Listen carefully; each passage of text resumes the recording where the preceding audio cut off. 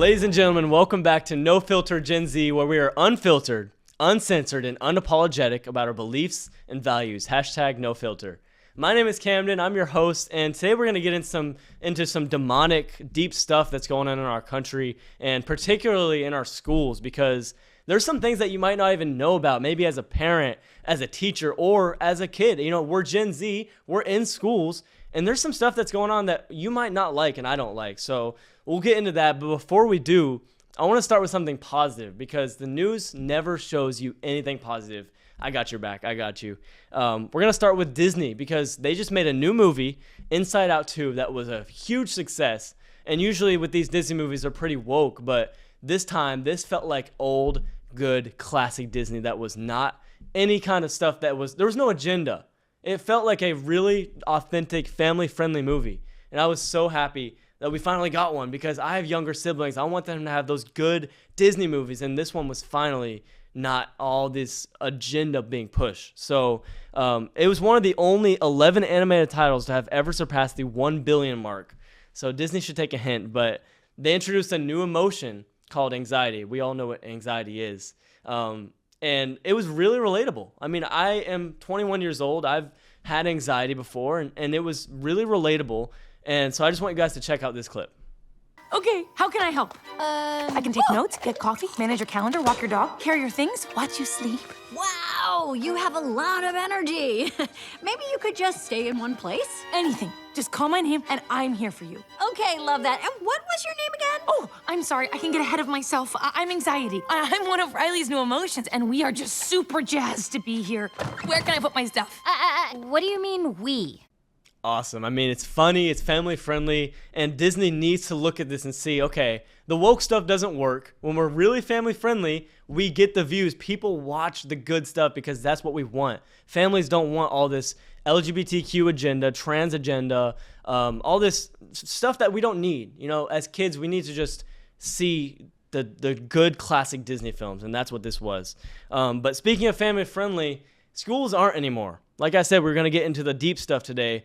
Schools are not family friendly lately. There's been some very, very suspicious stuff going on in our schools. I mean, let me just start by saying that children are being sexualized. Straight up. They're being sexualized in a lot of different ways. The first thing I think of is critical gender theory, queer theory they call it. I have younger siblings, so I've seen this firsthand of what is going on. I mean, there's some things that in their curriculum that my mom takes out because it's so gross. It's sexualizing the kids.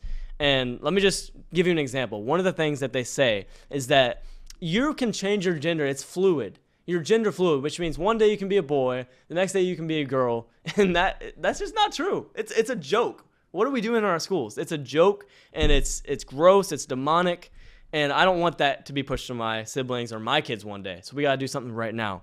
And libraries aren't even safe because I went to a new public library in my area locally that's funded by the state, and one of the first books I see in the children's section is this book. I forgot what it's called, but it's like a baby. What gender is it? It's like the baby gets to pick one day, and the parents aren't going to force anything because that's not good to force the gender on the kid.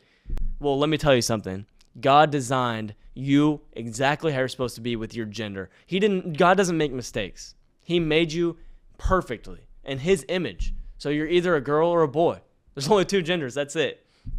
And the third thing, schools are obviously anti-parent. They're very, very anti-parent. And there's these things called school medical centers now where you don't need parental consent to have these little kids. It seems good, right, that you can go to the medical center, but these kids can go and get life-changing surgeries and stuff through the therapist or through these doctors in the school medical centers. And I wanted to get a mom's perspective on this, so I sat down with a familiar face you might know of, Michelle Posey. Check this interview out. All right, ladies and gentlemen, welcome to the show. Michelle Posey, running for state representative in Florida and also the host of The Home Front on Patriot TV. Michelle, welcome to the show. Thank you for having me, Camden. This is awesome. Yeah, of course. I'm glad you're here. And I do want to ask you, since you're a mom, I want to ask you about how you feel about the school system right now with the school medical centers that are allowing a lot of things going on with people and kids able to go and get gender changing surgeries and everything without the parents ever knowing. How do you feel about all that going on in the school system right now? I mean, it's infuriating, right? We've watched as our government through local school districts and municipalities have tried to just um, cut off parents and parental rights. They want the government to become the end all be all. And when you teach in a public school setting, I mean, I'm a product of public school, but it's different these days. When you send your children to school for 8 hours to a public school, they're learning that the government is the answer, that the government is the place that they go to get what they need. And so when you have a situation like what's happening across the country, yes, these schools are overstepping their bounds, and they're doing it, Camden, by saying that they're making it more it's more convenient, right, for the families. You're under Biden's economy, mom and dad, you're working 2-3 jobs, you're trying, you're living with grandma now in the house so that you can help to afford the cost of living. How nice is it that you can drop your child off extra early, they'll feed them, you can keep your child there extra late, they'll feed them again. It's kind of like this wraparound service, and you know what? They'll take care of vaccinating them for you too. It's I can't believe that we're having this conversation, but it's crazy. Yeah, exactly. It's like they want you to rely on them, and it's all about control, I think, in my opinion. Yes. What do you think parents should do right now with everything going on if they don't want that to be the answer?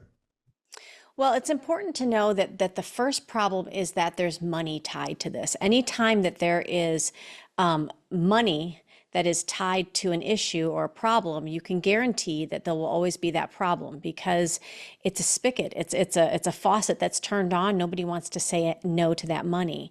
So I think the first thing that's kind of crucial is, and I hate to get terribly political, but one of the presidential candidates has already come out to say that the first thing he will do when he's elected president is he will disband the federal Department of Education. Yes. That's the best thing we can do in this country. We need to depart from that huge agency that really doesn't do anything except send federal dollars down through the schools with strings attached. These, from wraparound care to social emotional learning to what's going on with these medical centers, all that has federal money tied to it. So your school districts get drunk off of this money, basically, and they don't want to say no to the Biden regime. So that's something that we have to do. We have to make sure that we take back the White House, honestly, in 2024. But locally, what parents can do is you can get involved in your local school district with your local school board.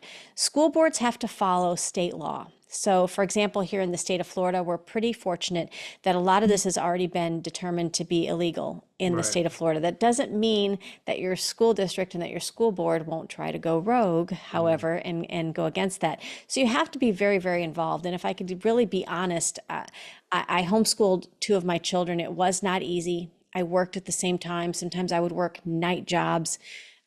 Whatever I could do to try to make ends meet, but it was important for me to have them in my home. So I would plead to other families, if you can make a way, either through private school or homeschooling, please try to get your kids out of government-run schools so long as we have this person in the White House. Exactly. Yeah, I even have my younger siblings that my mom homeschools them right now because there's so much corruption, I think, in the education system since the Department of Education runs everything right now. It's all Yes. the programs in there like critical race theory and gender theory. Have you seen any of that with your curriculum? And I know you've been to school board meetings and you've been involved Yes. with the school board. So have you seen any of that stuff? It's interesting. Before 2022, we had, and here's a funny thing. In Florida, typically up till now, up till this past year, school board elections are nonpartisan, which means you go into the ballot box, you go into the polling locations, and you see names. You don't see a D or R after them. So a lot of people will just not know. Maybe they're already always voting for the incumbent. They're not sure. They're not really educated because we don't force them to disclose, hey, who's backing you? Who's giving you money Right. to run? Where do you line ideologically? So now, thanks to Florida law, that will change. But what I've seen prior to 2024 was really a former board here, majority in the county that we live in, tried to push things from if your child wanted to change their pronouns, they created a safeguard so that you, the parent, wouldn't be notified. Working mental health care, I mean, really counseling services that you weren't given notice to, you couldn't even opt out. They have had books throughout the state of Florida where we live called The Genderbread Man. So obviously tailored towards 6, 7, 8-year-olds, describing how gender is so fluid. Camden, we've even had in our schools, in our libraries here, what I would consider pornographic material. It's cartoon drawn. It's awful. So it absolutely is here. It's the reason why you need to keep reminding yourself to vote for conservatives in office right now. That is the Republican Party. I'm just going to say it. Yeah. But we have to make sure that we know what's in our schools. And that's right here. That's been right here in the state of Florida. Exactly. And for all the people that are undecided and voting independents, it's really not about left and right now. It's about right and wrong, because nothing that's going on right now can be seen as right. I don't think so. So it's all comes down back to voting. So that's very important. And where can they find you? I know you're running for state representative. I am. I'm running for the State House here in Florida for District 74. It's a huge district here in Sarasota County. I'm primarying an incumbent who's not doing his job, because if you're not going to be strong in defending and standing up for our children, then get out of the way and let a mom do it, right? Exactly. So they can find me at Posey for Florida, POZZIE for Florida.com. And I'm on all social media at poseyforflorida.com. It's going to take a mom to clean the house, right? So that's why I'm running for State House. That's really good. I love it. Well, I hope to get you back on the show sometime, and thank you for coming on today. Thank you, Camden, and thank you for everything you're doing to bring this awareness to people. Thank you. Well, a huge shout out to Michelle for coming on. And guys, we got to get involved locally. I mean, this all starts in your counties, the school board, voting. All this stuff is so important to keep our kids and take our kids back, really, because these schools are not it. I mean, God's children are not for sale. That's what we're seeing now. It's almost like they're trying to groom our kids, and it's not education, it's indoctrination. And I'm not going to have it. I'm not. We got to stand up as American citizens and take our children back. And like we're talking about, there is actually an amendment on the ballot in Florida this year that's going to be, it's called Amendment 4, and it's going to allow late-term abortions that would eliminate laws requiring parental consent. So like those medical centers we're talking about, you can go to those in a school, and if this amendment gets approved, you could go without your parental consent and get an abortion up to 9 months. I mean, that's insane. It's crazy. It goes against everything that I believe in, and a lot of people would agree with me. So you need to be 18 to get a tattoo, 21 to own a gun, 21 to drink, 18 to buy a lottery ticket, but you can get an abortion as a minor without parental consent. That does not make sense. That's scary. I want you guys to check out this clip of how dangerous this actually is. To make their extreme amendment seem reasonable. This is what Amendment 4's ballot summary says. But this is what it means. No law shall prohibit any abortion at any time for any reason determined by abortion clinic employees. This amendment makes abortion the only medical procedure your child can undergo without your consent.